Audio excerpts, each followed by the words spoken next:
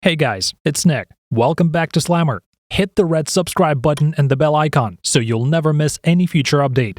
So in today's video, we're going to show you top 5 people that have survived a death sentence. In human lives, the concept of time is extremely important. It appears that time has its own whims at times. The people listed below were sentenced to death, but time stepped in and said, "Your time is not up yet," as a result of which they lived, despite all human efforts to the contrary. Some people seem to have it all. While it may be questionable in light of the matter at hand, it certainly applies to everyone on this list in some way. Call it fate, chance, or divine intervention, but there have been a lot of people who have escaped death in the most strange circumstances, including hangings, stoning, electric shock, and a 9-man firing squad. No jokes. Number 5. John Henry George Lee, 1864, circa 1945. Miss Emma Keyes, John Lee's employer, was murdered by clubbing her to death with an axe, slicing her throat with a knife, and then setting her house on fire. He received a death sentence by hanging. He was transferred to Exeter Prison on the day of his execution. He was forced to stand up on the trapdoor, beneath which his lifeless body would have hung if the door hadn't malfunctioned. They attempted to hang him again, but were unsuccessful. After 3 failed efforts, John Lee's sentence was reduced to life in prison by the Home Secretary. Number 4. Zaleika Katkoda, 1977.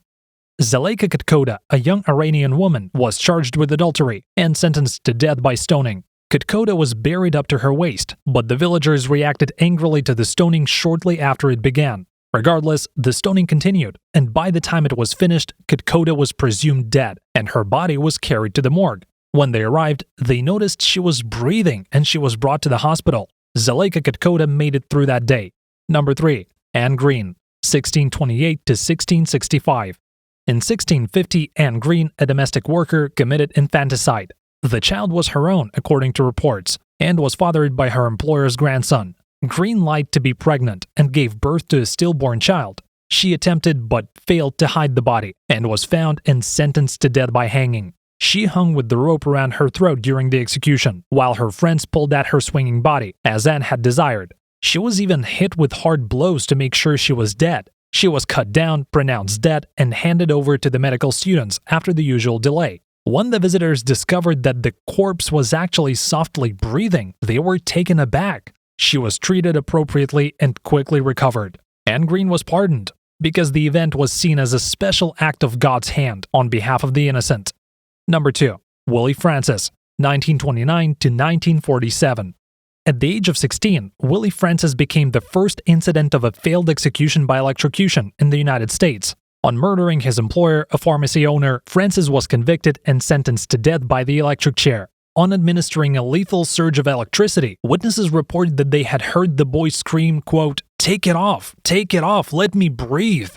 Another report claimed him saying, quote, "I am not dying." The executioners were left flabbergasted. It was later discovered that the electric chair failed to kill Willie Francis because it was improperly set up by a prison guard who was drunk at the time. So Willie was given a year to live, following which he was executed on an electric chair that had not been set up by a drunk.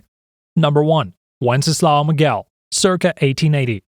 Miguel's survival tale is incredible. He was captured while participating in the Mexican Revolution and sentenced to death without a trial in 1915. The firing squad shot him 9 times, the 9th bullet passing clean through his head at close range to ensure his death. Miguel, on the other hand, not only survived, but also managed to flee from prison. In 1937, he appeared on the radio show Ripley's Believe It or Not. Miguel is seen pointing to the scar left by the bullet wound in the photo above.